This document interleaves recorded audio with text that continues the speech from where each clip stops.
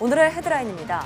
문재인 대통령은 마스크를 신속하고 충분히 공급하지 못해 불편을 끼쳤다며 마스크 부족 사태에 대해 대국민 사과를 했습니다. 이어 국가 전체가 감염병과의 전쟁에 돌입했다며 모든 정부 조직을 24시간 긴급 상황실 체제로 전환하라고 지시했습니다. 정부가 입수한 신천지교회 신도와 교육생 명단을 토대로 각 지자체에서 진행한 증상 유무 조사가 마무리 단계에 접어들었습니다. 이에 따라 정부는 대구를 중심으로 신천지 신도보다 일반 시민 검사를 확대할 방침입니다.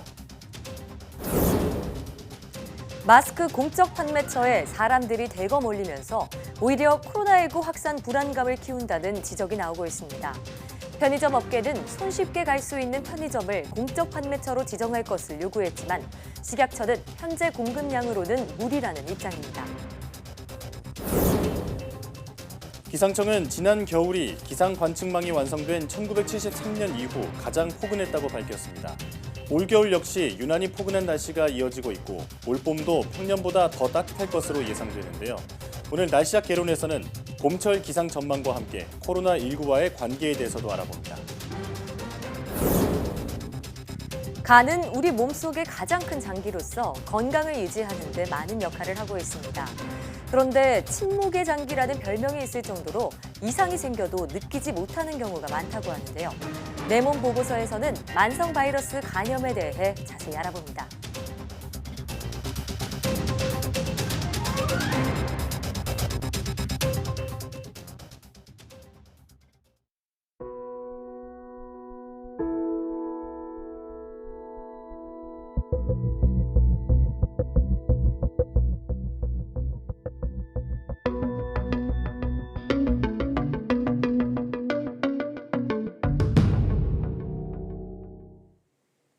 여러분 안녕하십니까? 사이언스 투데이입니다.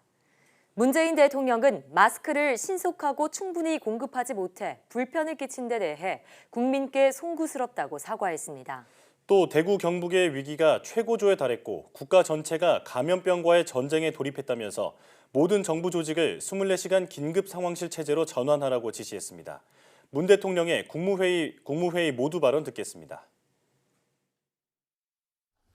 대구 경북의 위기는 최고조에 달했고 국가 전체가 감염병과의 전쟁에 돌입했습니다. 세계에서 가장 빠른 속도로 많은 인원을 검사하면서 그 결과를 투명하고 신속하게 공개하는 것은 지역 감염의 확산을 막기 위해 지금 단계에서 할 수 있는 최선의 조치라고 믿습니다. 마스크를 신속하고 충분히 공급하지 못해 불편을 끼치고 있는 점에 대해 국민들께 매우 송구스럽게 생각합니다. 나중에 마스크 수요가 줄어드는 경우에도 정부가 일정 기간 남는 물량을 구입해서 전략물자로 비축하는 방안을 마련하여 생산업체들이 안심하고 마스크 생산 확대에 나설 수 있도록 독려해 주기 바랍니다. 지난주 종합대책을 발표한 데 이어 내일 임시국무회의를 거쳐 추경 예산안을 국회에 제출합니다. 추경까지 포함한 종합지원대책에 30조 원 이상의 직간접적 재원을 투입할 계획입니다. 위기 상황에서 벗어날 때까지 정부의 모든 조직을 24시간 긴급 상황실 체제로 전환하여 가동해 주기 바랍니다.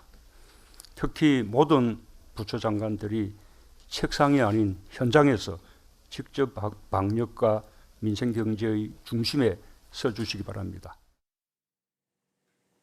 정부가 입수한 신천지교회 신도와 교육생 명단을 토대로 각 지자체에서 진행한 증상 유무 확인 조사가 마무리 단계에 접어들었습니다. 중앙재난안전대책본부는 신천지 측으로부터 받은 신도와 교육생 명단 31만 명 중 미성년자와 해외 신도를 제외한 신도 19만 5천 명, 교육생 4만 4천 명에 대해 각 지자체에서 98.7% 조사를 완료했다고 밝혔습니다. 유증상자에 대한 검사는 절반 정도 진행된 가운데 대구 신도 유증상자 4,328명 가운데 2,685명이 양성 판정을 받아 양성 판정률이 62%로 집계됐습니다. 중앙재난안전대책본부는 신천지 신도 가운데 유증상자 검사가 완료된 점과 일반 시민들의 확진 환자 발생률이 낮지 않은 점을 고려해 일반 대구 시민의 검사를 더 확대할 필요가 있다고 밝혔습니다. 김강립 중앙재난안전대책본부 1총괄 조정관의 말을 직접 들어보시겠습니다. 대구 시민들의 경우에는 최근 일주일간 약 1만 1천 건의 검체 채취가 이루어져 검사가 진행 중으로 지금까지 1,300여 명 정도의 확진 환자가 발생하였습니다. 이들 중 상당수는 신천지교회 신도들이거나 가족이나 지인들로 추정되며 수치상으로 볼 때 지역사회 감염이 일정 수준 이상 진행되고 있는 것으로 평가됩니다. 신천지 신도 가운데 유증상자의 검사가 완료된 점과 일반 시민들의 확진 환자 발생률이 낮지 않은 점을 고려할 때 피해 최소화를 위해서는 신천지 신도들보다 일반 대구 시민들의 검사를 좀 더 확대할 필요성이 있다고 봅니다. 경찰이 코로나19 전수조사 대상인 신천지 신도 31만 명 가운데 연락이 닿지 않는 5,650명의 소재를 확인했습니다. 나머지 389명은 계속 추적 조사를 벌이고 있습니다. 안윤학 기자의 보도입니다. 지난달 27일 정부는 신천지 신도 31만 명의 명단을 확보하고 전수조사에 착수했습니다. 지자체별로 신도를 나누어 의심 증상을 확인하고 증상이 있으면 코로나19 검사를 진행했습니다. 지자체가 추가로 별도로 신도를 발굴한다면 저희들한테도 통보를 해달라고 요구를 했습니다. 그런 부분이 있다면 별도로 저희들이 확인을 하겠습니다. 소재가 확인되지 않아 검사 자체가 불가능한 신도는 6,039명에 달했습니다. 이들을 찾는 데엔 경찰 신속대응팀이 나섰습니다. 경찰은 일단 연락을 시도한 뒤 여의치 않을 경우 주거지 등을 직접 방문해 탐문 조사를 벌였습니다. 지금까지 찾아낸 소재 불명 신도는 모두 5,650명. 이 가운데 대구지방경찰청이 찾아낸 한 신도는 의심 증상을 보여 병원으로 옮겨졌고 확진 판정을 받았습니다. 경찰은 신속대응팀 인원을 기존 5,700여 명에서 8,500여 명 규모로 늘려 아직 소재 파악이 안 된 신천지 신도 389명을 계속 추적하고 있습니다. YTN 안윤학입니다. 신천지가 정부 요청에 따라 최근 교육생 6만 5천 명을 포함해서 31만 명에 달하는 신도 명단을 제출했습니다. 이 명단을 토대로 각 지자체가 전수조사에 들어갔는데요. 그런데 신도나 교육생이 아닌데 명단에 들어있다는 항의가 빗발치고 있습니다. 김우준 기자입니다. 대학 입학을 앞둔 김모 씨는 지난달 28일 황당한 전화를 받았습니다. 신천지 교육생 명단에 들어있으니 2주 동안 매일 건강 상태를 보고하라는 구청에 전화였는데 자신의 명의가 도용됐다는 사실에 충격이 컸습니다. 2주 동안 저를 감시하기 위해서 2주 동안 저한테 매번 전화를 해야 된대요. 서울 광진구에 사는 이모 씨 역시 같은 전화를 받았습니다. 나에게 왜 이런 일이? 그러니까 뒤통수를 한 대 정말 쿵 얻어맞은 그런 기분이었어요. 신천지 교회 측이 정부에 추가로 제출한 교육생, 즉 예비 신도 명단은 6만 5천여 명. 지자체들이 이 명단을 토대로 조사하는 과정에서 상당수가 신천지와 관계없는 사람들로 확인되고 있는 겁니다. 서울시는 보건당국에서 받은 명단 9,700명 가량 가운데 200여 명이 신천지가 아닌 것으로 확인됐다고 밝혔습니다. 교회부장 명단이 나가고 나서 타시도도 지금 그렇게 반발이랑 이렇게 민원이 많으시대요. 대처방을 좀 마련해달라고 지금 요청을 해놓은 상태입니다. 즉 무분별한 국민들의 개인정보 수집을 그 7만 명단에 다량 이제 포함시켜서 그렇게 정부의 구색을 맞추어서 명단을 제출한 것이 아닌가라는 의혹이 대단히 짙습니다. 이에 대해 신천지 측은 정부 요청에 따라 투명하게 명단을 전달했고 제출 과정에서 허위는 없다고 주장했습니다. 질병관리본부에서 우리 데이터가 있는 곳에 같이 입회하에 확인을 했습니다. 그래서 그 자료가 공식적인 자료라는 걸 다 확인하고 돌아갔습니다. 그러나 이른바 엉터리 명단 논란이 불거진 상황에서 정부와 지자체가 벌이는 신천지 교인과 교육생 전수조사가 제대로 이뤄지기 힘들 것이란 우려가 큽니다. YTN 김우준입니다. 서울시가 코로나19 확산의 진원지로 꼽히는 신천지교회 사단법인 허가 취소 절차를 밟고 있습니다.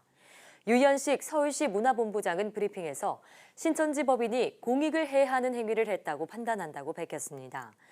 법인이 설립 목적 외에 사업을 하거나 기타 공익에 해하는 행위를 한 경우 지자체는 관련 법에 따라 설립 허가를 취소할 수 있습니다.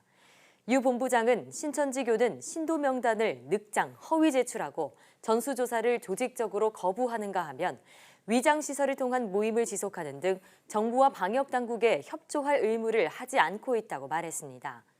서울에는 신천지교가 설립한 법인이 한 곳 있으며 다음 주 청문 절차를 거쳐 취소 결정을 내리면 사단법인은 임의단체로 전락하게 됩니다.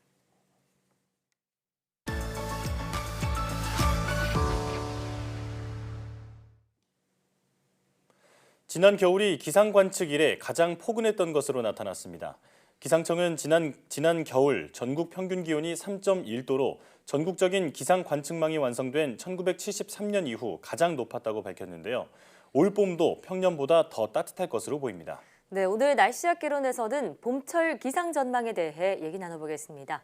오늘도 K웨더 반기성센터장과 함께합니다. 어서 오세요. 네, 안녕하세요. 네. 자, 이번 겨울은 정말 따뜻했습니다. 그런데 올 봄에도 이런 따뜻한 날씨 영향을 받을 것이다 전망이 나온다고 하는데요. 올 봄도 평년보다 기온이 좀 높을까요? 일단 기상청은 올봄 장기 전망을 발표를 했는데 역대급 따뜻한 겨울을 보냈던 올해 봄도 평년보다 덥겠다라고 발표를 했죠. 예. 자, 이제 3월부터 5월까지 날씨를 전망하는 봄철 전망에서도 봄철 전반기 기온이 평년 기온은 30년 평균이거든요. 네. 1981년에서부터 2010년까지인데 이거보다는 높을 것으로 내다봤습니다. 네. 이제 올 겨울이 따뜻했던 이유도 이게 뭐냐면 찬 공기를 먹으면 북쪽 세력이 상대적으로 약했거든요. 네. 근데 이런 기압 배치가 봄철에도 계속 이어질 것으로 보았습니다. 그리고 봄철 후반기에는 따뜻하고 건조한 공기가 자주 머물면서 기온이 급속히 올라서 이른 더위와 건조한 날씨가 나타날 것이다. 이렇게 예상을 했는데요. 네. 수도권 같은 경우는 5월 기온이 지구온난화 영향으로 상승하는 경향이 굉장히 강하게 나타나고 있어요. 최근 10년 동안 5월 평균 기온은 17.6도로 평균보다 0.8도가 올랐습니다. 네. 올해도 이런 기온 상승이 이어질 것으로 보고 있고요. 사실 봄이 좀 빨리 시작되고 짧아지는 이런 경향도 아주 뚜렷해지고 있죠. 네. 그렇군요. 자, 이상기온으로 인한 생태계 변화가 곳곳에서 일어나고 있는데요. 사실 겨울잠을 자던 개구리가 깨어난다는 절기인 경칩이 3월 2일에서 8일 사이인데 네. 개구리들이 진작에 깨어났다고 하고요. 또 그리고 제주 도롱뇽이 지난 12월에 이미 알을 낳았다고 합니다. 변화가 감지되고 있죠. 아, 그렇죠. 이 개구리 같은 경우는 봄을 알려주는 지표동물이죠. 이 많은 지역에서 그런데 이제 개구리가 월동에서 나와서 산란하는 장면이 이미 포착되었고요. 네. 이게 이제 유난히 따뜻했던 겨울 날씨 때문에 산란일이 앞당겨진 것으로 일단 생물학자들은 보고 있는데요. 네. 법정 보호종인 도룡뇽도 마찬가지입니다. 지난 2008년부터 제주 도룡뇽의 산란 시기를 조사하고 있는 국립산림과학원은 제주 도롱뇽은 일반적으로 1월 말에서 2월 초에 산란을 하는데 올해는 예년보다 1개월 정도 일찍 산란했다라고 말합니다. 네. 난대 또 아열대 산림연구소는 제주 도롱뇽 산란 시기가 2009년엔 2월 2일, 2016년엔 2월 1일, 2020년엔 1월 10일로 점차 빨라지는 경향을 보이는 것으로 분석을 했고요. 네. 이렇게 이제 제주도에서 서식하는 도룡뇽이 빨리 겨울잠에서 깨어난 것은 과거에 견저 따뜻한 올해 겨울이 바로 산란으로 이어졌다고 보고 있는 것이죠. 그렇군요. 자, 그런데 사실 우리 같이 도시에 사는 도시민은 옷차림이 좀 가벼워진 것 정도로 기후변화를 체감한다면요. 농촌 지역에서는 이상기온으로 인한 피해가 발생해서 생계에 지장을 받고 있다고 들었습니다. 어떤 피해가 있나요? 이게 이제 대표적으로 보리나 밀, 또 마늘 등 월동작물의 생육이 빨라지면서 입주난파의 영향이 오히려 우려된다고 합니다. 네. 정은정 농촌사회학자의 말에 따르면 산골 내륙이라 추운 곳에 속하는 충북 괴산에서 벌써 마늘 싹이 올라왔다고 하는데요. 네. 이상기온이 나타나면 작물 재배 방식이 무너지면서 언제 심고 언제 걷어야 할지 예측하기가 어려워집니다. 그렇겠네요. 또 겨울이 따뜻하고 비가 많이 오면 습도가 좀 높아지면서 작물이 냉해를 입을 가능성도 매우 커진다고 해요. 네. 병해충도 심해지고 또 그것이 장기화되면 농민의 생존과 직결이 된다는 것이죠. 네. 사실 이처럼 전 세계 기후변화는 더욱 지금 가속화하고 있는 추세입니다. 네. 그래서 이제 국립기상과학원장을 지냈던 조천호 박사는 기상 관련 업무를 시작한 2005년부터 지금까지 기후변화가 단 한 번도 완화돼 본 적이 없다. 변화 속도는 점점 더 빨라지고 있다. 이렇게 이야기하고 있는 것이죠. 네, 기후변화가 갈수록 빨라지고 있다는 게 정말 큰일이라는 생각이 드는데요. 올봄도 평년보다 더 따뜻할 거라고 전망을 하셨는데 그렇다면 혹시 꽃샘추위도 변화가 있나요? 기상청에서는 일단 뭐 올겨울도 시베리아 고기압이 우리나라로 강하게 확장한 경우가 많지 않았거든요. 네. 그러니까 이번 봄도 평년보다 꽃샘추위가 적을 것이다. 약 한 번 정도 있을 것이다라고 전망을 했어요. 네. 통상 꽃샘추위는 3월에 한 2번 정도 평균적으로 내려와요.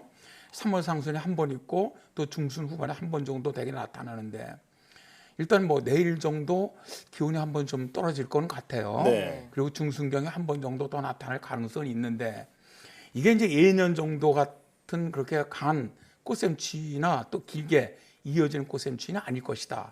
일단 이렇게 보고 있습니다. 변화가 있군요. 네. 자, 그러니까 꽃샘추위는 이번 달 초나 중순쯤에 한두 번 정도 나타날 수는 있는데 길게 지속되지는 않는다 이런 말씀이시군요. 네. 자, 그럼 봄철의 불청객이죠. 황사는 어떻게 전망하고 계신가요? 일단 기상청에서 이번 봄철 황사는 평년보다 적을 것이다 라고 전망을 했어요. 네. 현재 황사 발원지 대부분에서 강수량은 평년 수준의 분포를 보이고 있고 또 황사가 유입될 수 있는 북서기류가 봄철 전반에는 다소 약하다가 후반에 평년 수준으로 회복될 것을 일단 전망을 했습니다. 네. 자, 이제 황사 같은 경우 우리나라로 불어내리는 기후가 있느냐 없느냐에 따라 이 발생 횟수가 달라져요. 네. 사실 올겨울에도 중국은 내륙적으로 황사가 굉장히 자주 발생했거든요. 근데 우리나라에 영향을 준 것은 몇 번밖에 없었습니다. 왜냐하면 이 고기압이 우리나라로 강하게 확장해 오면서 북서풍이 불지 않았고요. 또 고기압이 약하다 보니까 만주를 거쳐서 동해 쪽으로 빠져나가고 있었거든요. 이제 이럴 경우 우리나라는 중국으로부터 부는 북서풍이 아니라 동풍이 들어오게 됩니다. 동풍이 부는 경우는 뭐 황사는 거의 나타나지 않고요. 사실 아직 뭐 이번 달 통계 나오지는 않았는데 지난달 매일 미세먼지 예보를 제가 이제 내고 있거든요. 네. 보면 올 겨울에는 상당히 이례적으로 미세먼지 발생이 일세도 적고 강도도 좀 약한 편이에요. 그런 것 같아요. 이게 이제 그 동풍이 좀 많이 불었기 때문이거든요. 동풍이 많이 불 경우 우리나라는 중국으로부터 날아오는 미세먼지가 없어요. 그렇기 네. 때문에 좋았던 날이 많은 것이 아니냐 그렇게 보입니다. 그렇군요. 자, 이 봄철에는 원래 미세먼지가 극성인데 다행히 올 봄에는 황사는 그렇게 걱정하지 않아도 된다라는 얘기인 것 같은데 자, 하지만 미세먼지가 황사로만 이루어져 있는 건 아니잖아요. 그렇죠. 올 봄 전체 미세먼지는 어떻게 보고 계신가요? 단저 기상 전문가들은 일단 올봄 미세먼지는 좀 나쁘지 않겠느냐 그렇게 보고 있어요. 네. 이제 황사가 적다는 것은 시베리아 고기압 확장이 어렵기 때문인데 이렇게 확장이 어렵다면 우리나라는 이동성 고기압 영향을 받을 가능성이 높다는 얘기거든요. 네. 왜 작년 3월 초에 이동성 우리나라가 고기압권 내에서 아주 따뜻한 날씨가 이어지면서 대기가 정체되고 축적되면서 가지고 그 미세먼지 대란이 있었지 않습니까? 네, 맞아요. 근데 올봄 같은 경우 미세먼지 농도가 평년보다 좀 이런 이동성 고기압 영향이 많아진다면 높을 가능성이 있다는 것이죠. 특히 이제 3월 같은 경우 뭐 연중 이 미세먼지 농도가 가장 높은 그런 시기이기도 하거든요. 네. 그 정리하자면 황사에 비해서 미세먼지는 좀 적신호를 띌 가능성이 있다 이런 말씀이시군요. 네. 자, 그런데 최근에는 미세먼지보다 더 심각한 게 바로 코로나19 바이러스입니다. 따뜻해지면 날이 좀 따뜻해지면 이 감염증도 바이러스도 좀 줄어들지 않을까 이런 전망도 있는데 어떻게 보고 계신가요? 정말 그렇게 됐으면 좋겠습니다. 일단 뭐 현재 대한의사협회 과학검증위원장이죠. 최재욱 고려대 예방의학과 교수. 뭐 우리나라 대한의협에서 과학검증위원장이니 가장 어떻게 보면 좀 권위가 있다고 저는 생각을 하는데 이분은 따뜻한 날씨가 코로나19를 억제하는 데 분명한 효과가 있다라고 네. 강조를 했어요. 이 최 교수가 제시한 미국 노스캐롤라이나 대학 연구 결과에 따르면 최근 날씨와 비슷한 기온인 4도, 상대습도 20% 조건 하에서 코로나19는 물체 표면의 28일까지 생존할 수 있다라고 해요. 네. 그런데 4월 날씨와 비슷한 기온, 즉 20도, 상대습도 20%가 유지되면 코로나 바이러스의 생존 기간은 일주일로 급격히 감소를 하고요. 줄어드는군요. 또 여기에 장마철과 비슷한 습도 50% 조건이 되면 바이러스 생존 기간이 하루에서 이틀 정도에 불과하고요. 기온을 40도로 올릴 경우 바이러스는 24시간 내 대부분이 비활성화된다는 것이죠. 그래서 이제 최 교수는요, 이 도널드 트럼프 미국 대통령이 4월께 코로나19가 사라질 것 것이라고 말하는 것, 또 혹은 아베 신조 일본 총리가 올림픽 개최를 자신하고 있는 것도 다 이 같은 논문의 영향으로 풀이된다라고 말하기도 했는데요. 네. 뭐 사실 이렇게만 된다고 해도 4월에 코로나19는 한풀 꺾일 것으로 일단 보입니다. 하지만 아직 우리나라 질병관리본부라든가 질병통제예방센터는 상당히 조심스러운 반응을 보이고 있습니다. 예. 그래서 구체적으로 파악되지 않은 신종 바이러스인 만큼 소멸 여부에 대해서는 아직 속단하기 좀 이르다는 것이죠. 네. 그러니까 날씨에 기대하기보다는 더 중요한 것은 코로나19에 걸리지 않도록 정부의 지침에 좀 적극적으로 협조를 하고 개인위생을 철저히 하는 것, 이게 더 중요하지 않을까 생각합니다. 맞는 말씀입니다. 요즘에 기후도 그렇고 바이러스도 그렇고 워낙 변수도 많고 또 변종도 많다 보니까 확신하기가 정말 어려운 것 같은데, 트럼프 대통령의 말처럼 날씨가 따뜻해지면서 이 코로나19 사태가 종식됐으면 좋겠지만 또 반대의 연구 결과도 나오기도 하니까요. 우리가 만반의 준비를 하고 대비를 해야 할 것 같습니다. 네. 오늘 말씀 고맙습니다. 네, 고맙습니다. 고맙습니다.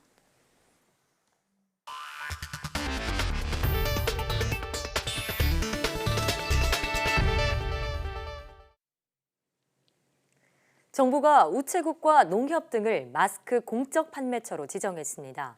이런 가운데 공적 판매처에 포함됐다가 빠진 편의점 업계는 다시 지정해달라며 목소리를 높이고 있는데요. 하지만 식약처는 시기상조라며 선을 그었습니다. 보도에 이지은 기자입니다. 서울역에 마련된 마스크 공적 판매처입니다. 마스크 5장을 사려는 사람들이 줄지어 판매가 시작되길 기다립니다. 국민들이 이렇게 대다수가 못 구하고 있으니 나라에서 지금 이렇게 해결을 해줘야지. 지금 개인 각자 알아서 도생하라는 시기잖아요. 사람이 밀집된 곳에서 몇 시간 동안 있어야 하는 불안감도 숨길 수 없습니다. 불안하죠, 아무래도. 저도 어쩔 수 없이 제 욕심에 마스크 사러 오기로 왔는데 불안하죠. 이런 가운데 편의점 업계는 마스크 공적 판매를 하게 해달라고 다시 요구하고 나섰습니다. 앞서 정부는 지난 26일 오전 농협과 우체국, 약국과 함께 편의점도 공적 판매처로 지정하겠다고 발표했습니다. 하지만 같은 날 오후 수급안정 TF 회의를 마친 뒤 나온 계획안에는 다른 설명 없이 편의점만 빠졌습니다. 본부하고 식약처, 기재부 TF팀하고 회의가 있었던 것 같아요.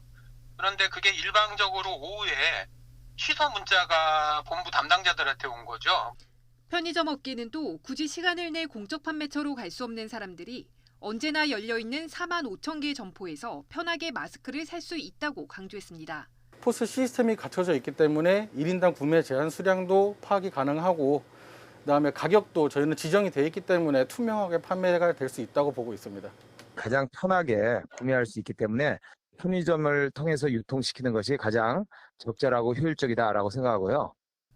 하지만 식약처는 하루 공적 판매처 공급량 500만 장을 감안했을 때 편의점을 추가할 여력은 없다며 현재로서는 바뀔 가능성이 없다고 못 박았습니다.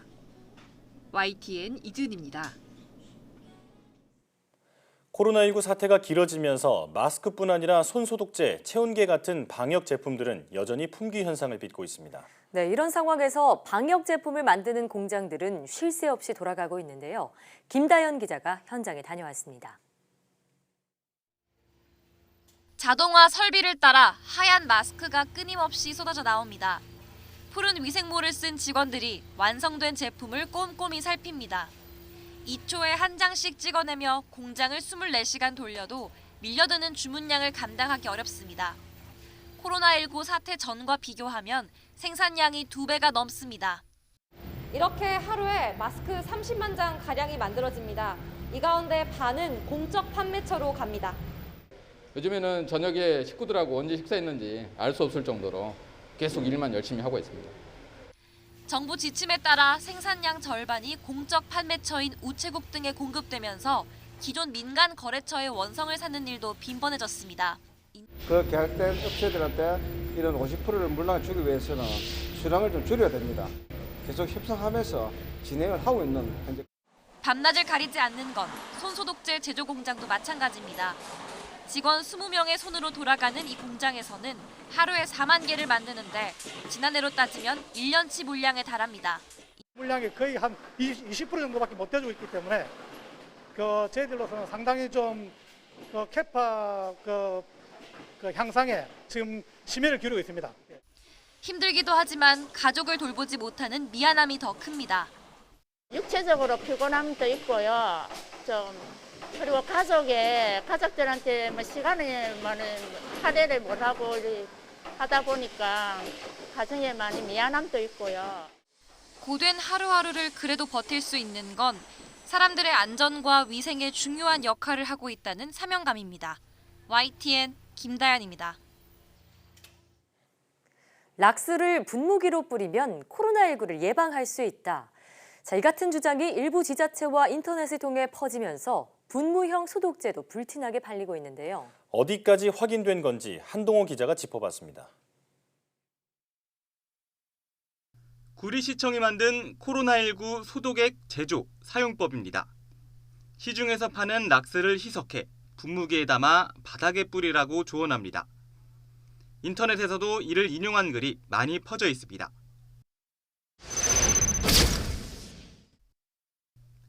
락스의 주성분인 차염소산 나트륨은 단백질을 녹입니다. 바이러스도 단백질로 이루어져 있어서 락스로 바이러스를 제거할 수 있습니다. 차염소산 나트륨 같은 경우는 우리가 소독제로 사용을 하는 건데 미생물, 바이러스나 세균의 세포 질 성분과 상호작용을 해서 세포의 대사작용을 방해해서 결국은 미생물을 죽이는, 바이러스를 죽이는 역할을 합니다. WHO와 질병관리본부도 락스를 희석해 사용하면 코로나19 예방 효과가 있다고 밝힙니다. 락스는 액상 사용이 원칙이라 천이나 걸레에 묻혀서 닦아내듯 써야 합니다. 희석액을 분사하면 오히려 위험할 수 있습니다.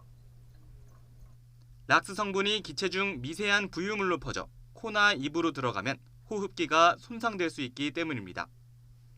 우리 호흡기를 자극하고 호흡기를 손상시킬 수 있는 가능성이 있기 때문에 락스를 분무기에 넣어서 소독하거나 그런 부분은 바람직하지 않아 보입니다. 특히 마스크에 대고 직접 뿌리는 건 피해야 합니다. 락스 성분이 남아있다가 코와 입으로 들어갈 수 있습니다. 일반적으로 락스 같은 경우는 거의 희석해서 사용하는 제품이기 때문에 스프레이 분사 같은 경우는 희석이랑 안 맞잖아요.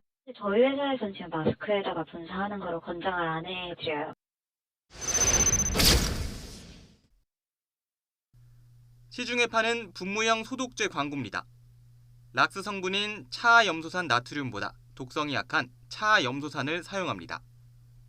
하지만 이 역시도 흡입 우려가 있고 어린이용품 살균제론 함유 금지 물질이라 분사하지 않는 게 좋습니다. 이 때문에 오염 지역에 소독액을 분사하는 방역 요원들은 반드시 마스크와 고글 등 보호 장구를 끼고 있습니다. YTN 한동우입니다. 중증 급성호흡기 증후군 사스 치료 목적으로 개발이 추진되던 일부 약물이 코로나19 치료에 효과를 보일 가능성이 있다는 분석이 나왔습니다. CBS에 따르면 시카고 대학 등 미국 연구팀은 사스 대유행 당시 치료를 위해 개발됐던 약물이 코로나19 치료제로 만들어질 수 있다고 보고 심층 연구를 진행 중인 것으로 전해졌습니다. 연구팀은 사스 바이러스의 단백질과 코로나19 바이러스의 단백질이 89% 일치한다면서 이 물질이 코로나19 단백질도 억제할 수 있을 것으로 보고 있습니다. 연구팀은 현지 시각으로 4일 온라인을 통해 이 단백질의 구조를 공개할 계획입니다. 뇌 속에 쌓여 치매를 유발하는 것으로 알려진 독성 단백질을 제거할 수 있는 기술이 개발됐습니다. 한국과학기술연구원 키스트 연구팀은 치매 원인으로 지목되는 베타 아밀로이드 단백질을 흡착해 제거할 수 있는 나노물질을 개발했다고 밝혔습니다. 연구팀은 이 나노물질이 베타 아밀로이드 단백질에 잘 달라붙을 수 있도록 특수 구조로 설계했으며 실험 결과 이로 인해 단백질의 응집이 80% 이상 저해된 것을 확인했습니다. 연구팀은 이 나노물질을 다방면으로 활용하면 체내 다양한 유해 물질을 선택적으로 제거할 수 있다고 덧붙였습니다.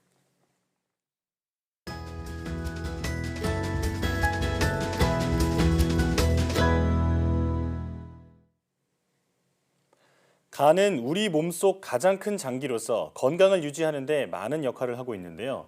이런 간이 잘 작동하지 않으면 몸 전체에 좋지 않은 영향을 줄 수 있다고 합니다.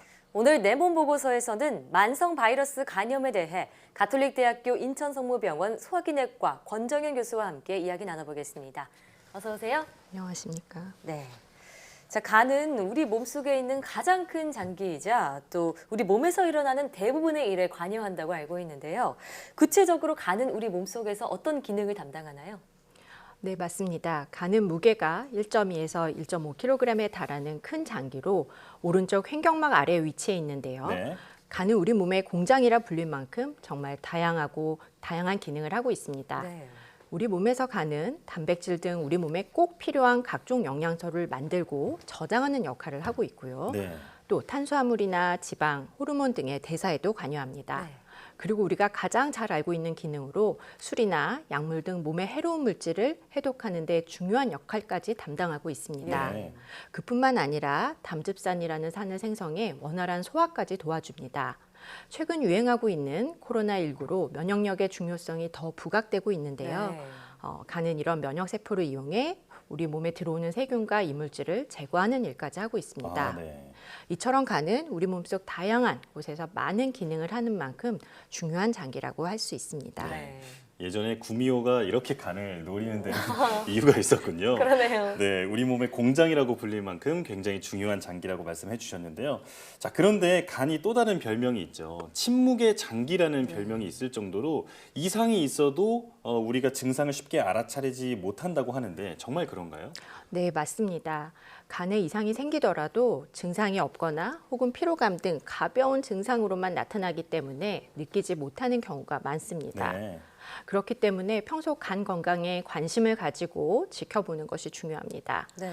간에 이상이 생기는 경우는 내가 단순히 피곤하기 때문이 아니라 다양한 원인에 의해서 생기게 되는데요. 네. 그 다양한 원인에는 B형 간염, C형 간염 등의 만성 바이러스성 간염, 그리고 알코올성 간염, 또 술을 먹지 않아도 생길 수 있는 비알코올성 간염 등이 있습니다. 네.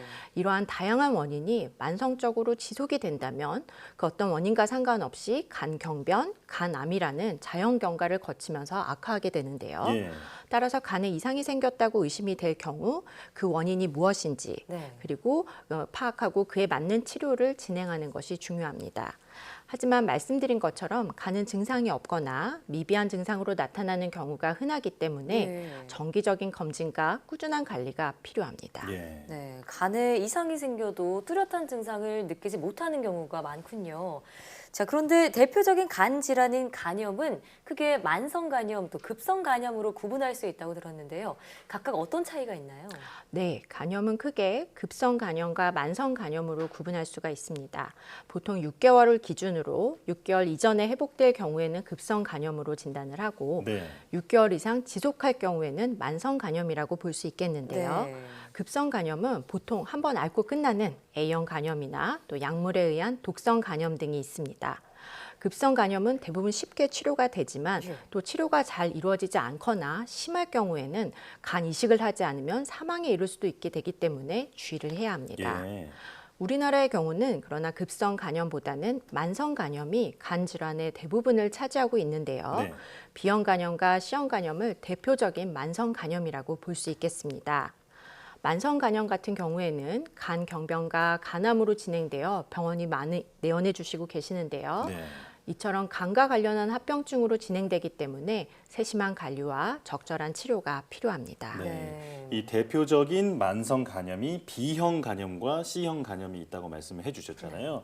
치료가 어려운 만성 질환인 만큼 그 두 간염의 차이를 잘 알아야 할 것 같은데 설명해 주시죠. 네, 간에 염증을 일으키는 간염 바이러스는 사실 A, B, C, D, E형 등으로 분류가 됩니다. 네. 앞서 말씀드린 것처럼 A형 바이러스는 급성 간염을 유발하고 만성 간염으로는 잘 진행되지 않는 경우가 많습니다. 그러나 B형과 C형 바이러스는 만성 간염으로 진행됩니다. 네. 특히 우리나라의 경우 B형 간염은 태어날 때 B형 바이러스 보유자인 어머니로부터 감염되는 수직 감염이 많은데요. 그렇군요. 성인이 되어 B형 바이러스가 몸에 처음 들어올 경우에는 면역력이 있어서 급성 간염을 앓은 후 보호항체가 생기게 되지만 사실 수직 감염이 되어 태어날 때부터 바이러스를 가지고 태어나는 경우는 만성화되는 것이 보통입니다. 예. 반면 C형 간염은 우리나라에서는 수직 감염 사례보다는 미용시술, 침술, 마약 등과 같은 정맥약물 오남용 등으로 인해 생기게 되는데요. 이럴 경우 몸에 조용히 잠복해 있다가 만성 간염으로 이행되는 것이 흔합니다. 네. B형 간염과 C형 간염이 발생하는 방법은 다르지만 모두 간 경화나 간암 같은 합병증으로 이어질 수 있어 위험하다고 할 수 있겠습니다. 네. 자, 혹시 B형이나 C형 간염 혹은 급성 간염까지 우리가 백신으로 예방할 수도 있나요? 네. 쉽게 표현하자면 원인 없는 간암은 없다라고 할 수 있을 정도로 사실 간암은 B형 간염이나 C형 간염 혹은 이로 인한 간 경변증, 추가적으로는 알코올성 간 경변증을 포함한 기저 만성 간 질환자들에게서 발생하는 경우가 흔합니다. 아, 그러면 우리가 예방 백신으로는 따로 예방할 수는 없는 건가요? B형 간염 같은 경우에 있어서는 예방 백신으로 충분히 예방을 가능합니다. 하지만 C형 간염은 백신이 없습니다. 그렇군요. 자, 이 B형 간염이나 C형 간염이 만성 간염의 또 원인이 되기도 하지만 간암의 원인이 된다고 말씀해 주셨잖아요. 그 비율이 얼마나 될까요? 네, 대한간암학회 저희 조사에서는 우리나라 간암 환자의 약 62.2%가 B형 간염 바이러스로 인한 이거와 관련되어 있고 10.4%는 C형 간염 바이러스와 연관되어 있다고 나타났습니다. 그렇군요. 나머지 27.4%는 알코올성 및 원인 미상이 차지했는데요. 특히 바이러스의 특성상 간 경변을 거치지 않고 바로 간암으로 발생하는 경우가 있어 간 수치가 정상이고 간 경변이 진행하지 않은 상태, 즉 아무 증상도 없고 간단한 피 검사에서 정상 소견을 보이는 환자분도 B형 간염 바이러스를 가지고 있는 것만으로도 간암이 발생할 수 있어 정기적인 간암 검진은 필수라고 할 수 있겠습니다. 자, 지금 말씀하신 것처럼 사실 그 간 질환 중에서 가장 걱정되는 게 바로 간암인데 이런 간염이 간암으로 지금 전환되는 비율이 상당히 높다고 말씀을 해주셨잖아요. 평소에 관리를 잘 해야겠습니다. 자, 만약에 만성 간염으로 우리가 병원에 가게 된다면 어떤 치료를 받게 되나요? 네, 간 질환은 당뇨와 같이 꾸준한 관리와 치료가 필요합니다. 단순히 간 수치로만 판단하는 것이 아닌 만성 간염이 간 경변으로 진행하지 않았을 경우에도 간암 발생을 주의하는 것이 모니터하는 것이 가장 중요합니다. 자, 저희가 독감이 걸렸을 때 타미플루와 같은 항바이러스 치료제를 쓰듯이 B형, C형 간염도 항바이러스 치료제가 나와 있습니다. B형 간염의 경우 환자의 혈액을 이용한 바이러스 정량 검사를 통해서 진단하게 되는데요. 이때 바이러스 수치가 높고 간 수치가 같이 높을 경우 항바이러스 치료제인 인터페론이라든지 경구용 바이러스제 등을 이용하여 치료하게 됩니다. C형 간염도 항바이러스 치료제를 요즘 2개월에서 3개월 정도 경구 투여하면서 치료할 수 있고 이후 간암에 대한 모니터 또한 함께 이루어지게 됩니다. 그렇군요. 자, 그러면 치료보다 더 중요한 건 생활 속에서 예방하는 법이겠죠. 간 질환을 예방하기 위한 좋은 생활 습관 소개해 주시죠. 네, 누구나 간에 나쁘다고 생각하는 술은 당연히 삼가하셔야 합니다. 한두 잔의 술 역시 기저에 간 질환이 있다면 하지 않는 것이 좋습니다. 특히 술은 면역력을 저하하면서 바이러스를 활동성으로 만드는 성분이기 때문에 조금 더 직접적으로 간에 유해하다고 할 수 있습니다. 또한 몸에 좋다고 알려진 건강식품들이나 챙겨서 드시게 되는 한약, 양약 또한 자신에게 맞는지에 대한 여부를 잘 살핀 후 복용하시는 것이 좋겠습니다. 간은 밥만 먹어도 해독작용을 하는 장기이기 때문에 섭취하는 데 있어서 특히 조심하셔야 하겠습니다. 규칙적인 운동은 지방간을 예방하는 데 있어 도움이 되기 때문에 일주일에 정기적인 유산소 운동을 해주는 것이 도움이 되겠습니다. 지금 평소에 제가 궁금했던 게 하나 있었는데요. 그 아침마다 비타민 보충제라든지 여러 가지 건강 보충제들을 수십 알씩 드시는 분도 계세요. 좀 이런 게 간에 좋지 않을 수도 있다라는 얘기를 제가 들었는데 어떻게 보고 계신가요? 네, 맞습니다. 간은 아까 말씀드린 대로 들어오는 모든 것들을 독이라 생각하고 해독작용을 하기 때문에 과한 약물이라든지 추가적으로 드시는 그 검증되지 않은 약품들은 주의해서 드시는 것이 굉장히 중요하겠습니다. 그렇군요. 저 예전에 한창 녹즙 같은 그런 농축성 식품도 유행할 때 이런 것이 오히려 간에 부담을 줄 수 있다라고 얘기를 들은 적이 있는데 이런 보충제도 마찬가지였군요. 지금 말씀해주신 간 건강을 지키는 방법 외에도 이런 건강식품이 내 몸에 잘 맞는지를 먼저 확인하는 것이 중요하겠습니다. 오늘 말씀 잘 들었습니다. 고맙습니다.